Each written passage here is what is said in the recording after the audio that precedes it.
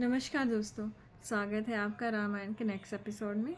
आज हम आगे की कथा की चर्चा करते हैं।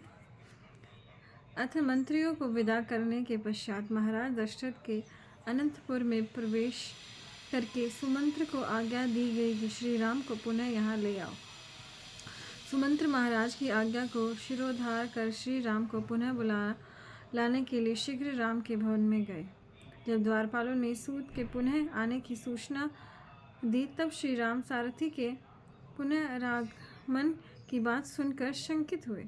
उस सूत को शीघ्र ही अंदर बुलाकर श्री राम ने कहा, तुम्हारे पुनः आने का जो प्रयोजन है वह कहो।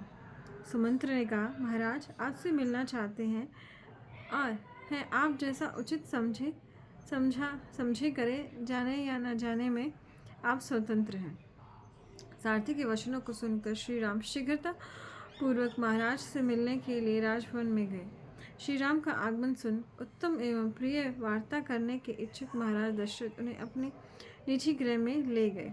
श्री राम को सुंदर आसन पर बैठने का संकेत कर वे बोले, हे राम, मैं अब बूढ़ा हो गया हूँ। मैंने बहुत दिन राज्य करके मनमाने सुख भोगे तथा अन्नदान पूर्वक प्रचुर दक्षिणा वाले सैकड़ों यज्ञ भी कर चुका हूँ।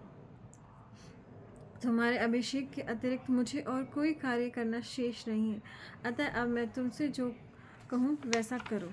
अब उसको आज्ञा दे रहे हैं। इस समय सारी प्रजा तुम्हें राजा बनाना चाहती है, अतः हे वत्स, मैं तुम्हारा युवराज पद पर अभिषेक करता हूँ। किंतु मुझे इस कामना के पूर्ण होने में विघ्न पड़ता दिखाई देता है, क्योंकि हे राम, आजकल मुझे रात्रि में भयंकर एवं अशुभ स्वप्न दिखाई देते हैं।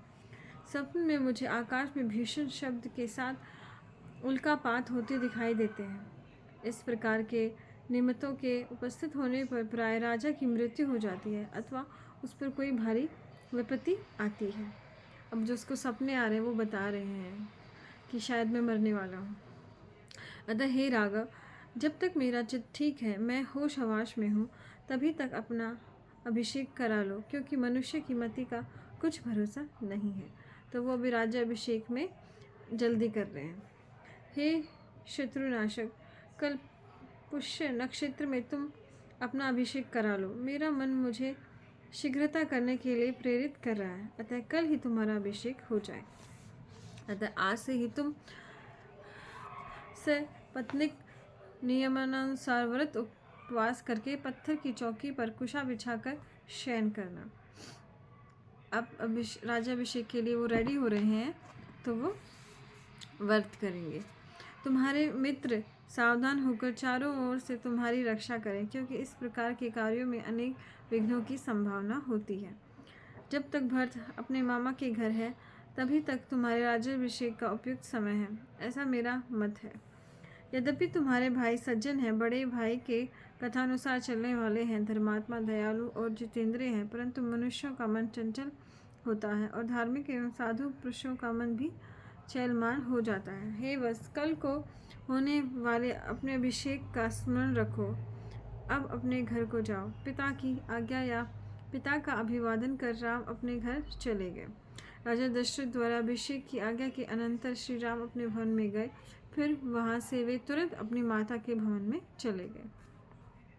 वहां जाकर उन्होंने देखा कि माता कौशल्या रेशमी साड़ी पहने हुए उपासना गृह में बैठी हुई है। मौन व्रत धारण किए हुए प्राणी मात्र के मंगल की कामना कर रही है। कौशल्या माता भी बहुत ज़्यादा भक्ति में रहती थी। सुमित्रा और लक्ष्मण वहाँ पहले ही पहुँच चुके थे। कौशल्या जी से निराज्याभिषेक के प्रिय संवाद को सुनकर सीता को भी वहीं बुला लिया था। उसी समय श्री राम भी वहाँ पहुँचे। वे माता को प्रणाम कर उन्हें प्रसन्न करते हुए कहने लगे, हे माता, पिताजी ने मुझे प्रजा पालन की आज्ञा दी है, अतः मुझे कल ही पिताजी की आज्ञा से राजभार ग्रहण करना होगा।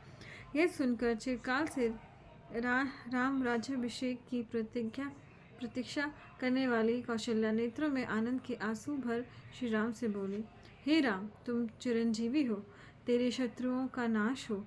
राजलक्ष्मी पाकर तुम मेरे और सुमित्रा के बंधु बांधवों को आनंदित करो।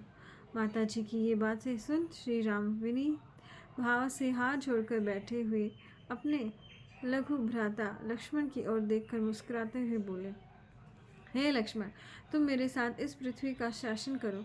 तुम मेरे दूसरे आत्मा के समान हो, अतः यह लक्ष्मी तुम्हें प्राप्त हुई है। अब वो लक्ष्मण के लिए अपना प्रेम व्यक्त कर रहे हैं। हे लक्ष्मण, तुम अभिष्ट भोगों और राज्य फल को भोगो। मेरा जीवन और राज्य सभी कुछ तुम्हारे लिए है। लक्ष्मण जी से ऐसा कह और दोनों माताओं को प्रणाम कर तथा सीता जी के जाने के विषय में अनुज्ञा पाकर श्री राम अपने निवास स्थान को चले गए। तो वह वहाँ से चले गए। आज इतना ही। माता कौशल्या ने भी उन्हें आशीर्वाद दे दिया है। तो इसके आगे की कथा हम कल सुनेंगे। बहुत बहुत धन्यवाद।